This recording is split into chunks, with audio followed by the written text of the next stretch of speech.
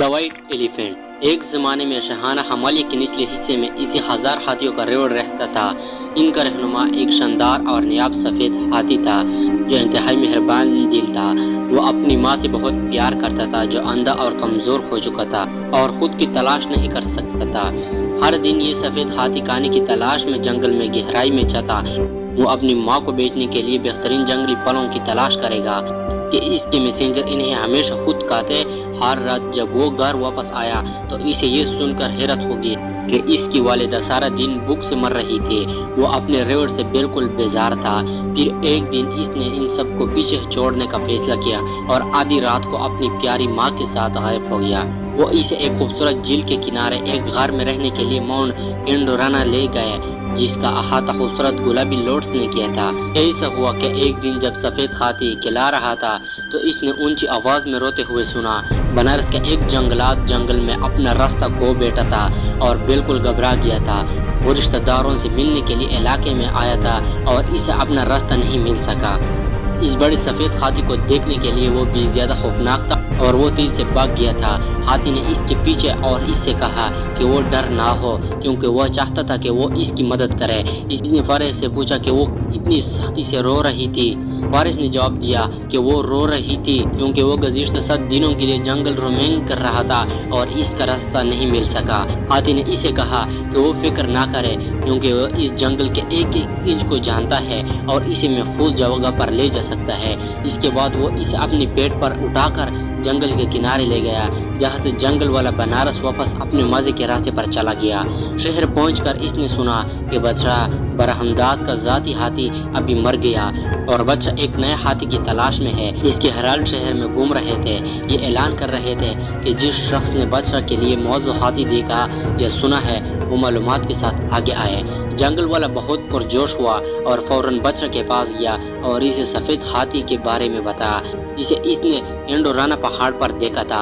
اس نے اسے بتایا کہ اس نے راستہ نشان لگا دیا ہے اور اس شاندار ہاتھی کو پکڑنے کے لیے اس ہاتھیوں کو ٹرینر کی مدد کی ضرورت ہوگی۔ بادشاہ اس اطلاع سے کافی خوش ہوا اور فوری طور پر اس نے جنگلی کے ساتھ متعدد سپاہیوں اور ہاتھیوں کو ترتیب دینے والے کو روانہ ہو گیا۔ کئی دنوں کے سفر کے بعد ایک گروہ جھیل کے پاس پہنچا جس کے علاوہ ہاتھیوں کی رہائش تھی۔ وہ آہستہ آہستہ جھیل کے کنارے پر اترے اور جھاڑیوں کے پیچھے چھپ گئے۔ سفید ہاتھی اپنی ماں کو کھانا کھانے کے لیے کمل کی ٹہنیاں اکٹھا کر رہا تھا اور انسانوں کی موجودگی کو محسوس کر سکتا تھا۔ جب اس نے نظر اٹھا کر دیکھا تو اس نے جنگل والے کو دیکھا اور اسے معلوم ہوا کہ وہی بادشاہ کے آدمیوں کو اپنے پاس لے کر گیا تھا۔ وہ ناشکری پر بہت پریشان تھا لیکن اس نے فیصلہ کیا کہ اگر اس نے جہد کی تو بہت سے آدمی مارے جائیں گے اور وہ کسی کو تکلیف دینے کے لیے بہت مہربان تھا۔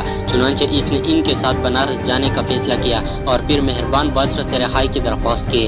اس رات جب سفید ہاتھی گھر واپس نہیں آیا تو اس کی ماں بہت پریشان تھی۔ اس نے باہر کا سارا ہنگامہ سن لیا تھا اور اندازہ لگایا کہ بادشاہ کے آدمی اس کے بیٹے کو لے گئے ہیں۔ وہ خوفزدہ تھی کہ بادشاہ اسے جنگ میں لے جائے گا اور اس کا بیٹا ضرور مارا جائے گا۔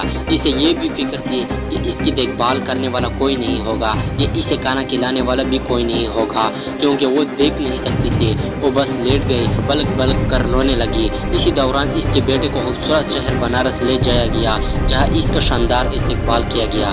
پورے شہر کو سجایا گیا تھا اور اس کے اپنے استبل کو خوبصورتی سے رنگ دیا گیا تھا اور خوشبودار پھولوں کے ہاروں سے ڈھانپ دیا گیا تھا۔ رنز نے اپنے نئے ریاستی ہاتھی کے لیے دعوت دی جس نے ایک لقمہ کو چھونے سے انکار کر دیا۔ اس نے کسی قسم کی محرکات کا جواب نہیں دیا۔ وہ خوشبودار پھول ہو یا خوبصورت اور آرام دہ اسٹیبل، وہ بالکل مایوسی دکھائی دے کر وہاں بیٹھ گیا۔ پریشان ٹرینر سیدھے اپنے بادشاہ کو صورتحال کی اطلاع دینے گئے کیونکہ وہ خوفزدہ تھے کہ ہاتھی بغیر خوراک اور پانی کے ضائع کر دے گا۔ ان کی بات سن کر بادشاہ بہت پریشان ہوا اور خود اسٹیبل کی طرف چلا گیا۔